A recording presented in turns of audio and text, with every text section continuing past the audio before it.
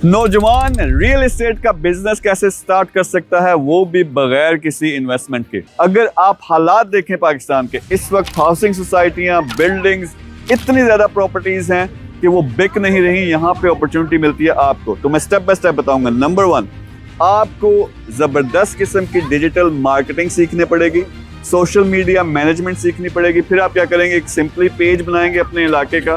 For example Lahore में रहते हैं तो real estate deals in Lahore.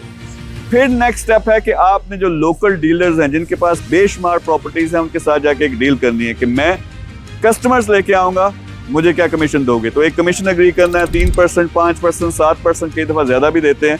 तो इमेजिन करें आप एक घर बेचते हो जो कम से कम प्राइस आजकल 1 करोड़ है, तो आपको 3 लाख, 4 लाख, 2 लाख रुपए मिलेंगे। यानी आपका $1000 का आपने अगर टारगेट पूरा करना है तो सिर्फ एक घर बेचना। नेक्स्ट आपने क्या करना है, वीडियोस बनाओ, फोटोज बनाओ, इसको अपने पेज पे लगाओ।